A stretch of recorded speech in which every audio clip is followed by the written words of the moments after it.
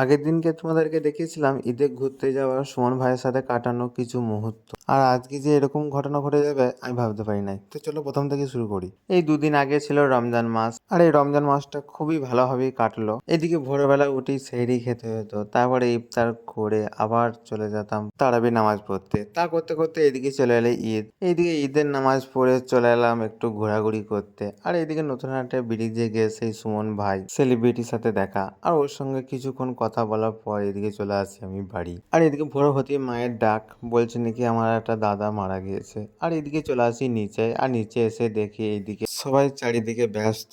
আর এইদিকে বেশি লেট না করে আমি চলে গেলাম বাড়িতে। আর এদিকে জানাজার টাইম হতেই চলে এলাম ময়দানে। আর এদিকে দেখতেই পাচ্ছ এদিকে সব দাঁড়িয়ে আছে, এদিকে চারিদিকে যে যার মতো করে বসে আছে। আর এদিকে দেখতে দেখতে আমি এদিকে চলে এলাম আর একটু সাইডে, আর সাইডে দেখি এইদিকেও তো বসেও আছে। আর এদিকে জানাজার টাইমটা হতেই চলে এলাম জানাজারটা পড়ে বাড়ির দিকে। আর এদিকে মগরবের টাইম হতেই চলে গেলাম দোকানের কাছে। আর দোকানে কিছুক্ষণ বসে থাকার পর দোকানটা বন্ধ করে আমার মিনি ব্লগটা এখানেই শেষ করলাম।